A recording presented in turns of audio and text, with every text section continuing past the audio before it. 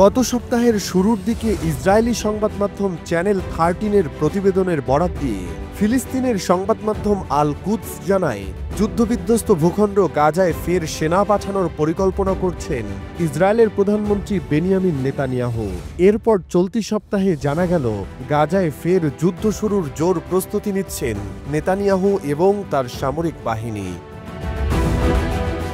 টানা 15 মাস যুদ্ধের পর ফিলিস্তিনি মুক্তিকামী গোষ্ঠী হামাস ও দখলদার ইসরায়েলের মধ্যে গত 19 জানুয়ারি থেকে যুদ্ধবিরতি শুরু হয়। এই যুদ্ধবিরতিটি 3টি ধাপে করা হয়েছে, যেটির প্রথম ধাপের মেয়াদ 42 দিন।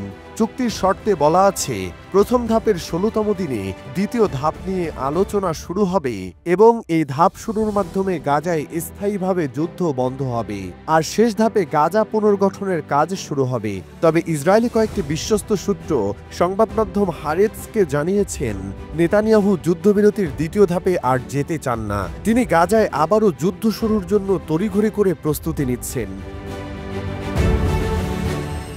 একটি সূত্র জানিয়েছে, দ্বিতীয় ধাপের আলোচনা করতে কাতারের দোহায় একটি প্রতিনিধি দল পাঠিয়েছেন নেতানিয়াহু। তাদের মূলত টেকনিক্যাল বিষয়গুলো নিয়ে আলোচনা করতে পাঠানো হয়েছে, যাদের দ্বিতীয় ধাপ আলোচনার কোনো পাওয়ার দেওয়া হয়নি। আর ঠিক কোন টেকনিক্যাল বিষয়ে আলোচনা করতে গেছে এই প্রতিনিধি দল, সেটিও নিশ্চিত নয়। অপর একটি সূত্র জানিয়েছে, নেতানিয়াহু জানে, যদি তিনি চুক্তির দ্বিতীয় ধাপে রাজি হন, তাহলে তার সরকার আর থাকবে না, অর্থাৎ নেতানিয়াহুর পতন ঘটবে।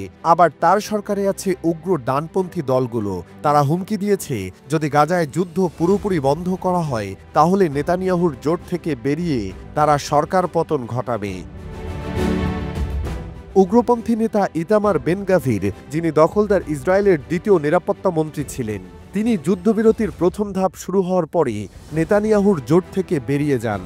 উগ্রবাদী ও অর্থমন্ত্রী বাজায়েল স্মোট্রিচ হুমকি দিয়েছেন, নেতানিয়াহু দ্বিতীয় ধাপে এগুলি তিনি জোট থেকে বেরিয়ে যাবেন। তাদের চাপে পড়ে মূলত আবারও যুদ্ধ শুরুর দিকে যাচ্ছেন নেতানিয়াহু।